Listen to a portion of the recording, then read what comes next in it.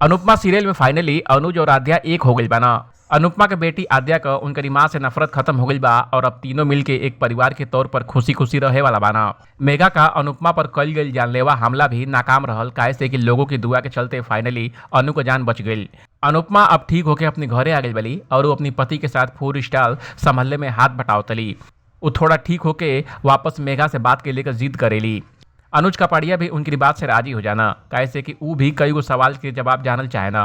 अनुज जानल चाहे ना कि आखिर काहे मेघा उनकरी बेटी के ए तरह कैद करके रख ले रही, आखिर काहे वो ओकरी साथ इतना अजीब बर्ताव करत रही और का ए मानसिक हालत के ठीक करे का कोनो उपाय बाटे।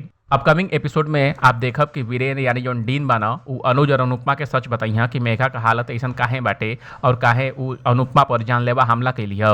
अनुपमा एक बाद मेघा से मिली जब उनकी प्रिया के कमरे में अंधेरे में बैठल हुई। अनुपमा डरते हुए वो कमरे का दरवाजा खोली और वो कमरा में प्रिया का सामान भरल रही।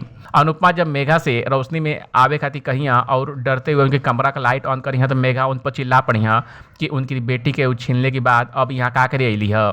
मेघा का चिल्लाहट बाहर खड़ा डीन के डरा दी और वो अनुज से बीच में आवे कहिया, लेकिन अनुज कहिया कि अनुपमा सब संभाल लिया। अनुपमा जब मेघा के समझौले की कोशिश करिया कि वो जेके प्रिया समझत ली वो असल में उनका बेटी आद्या है तो मेघा बौखला जइहा, वो चिल्ला के एहर और दौड़ल शुरू कर दिया।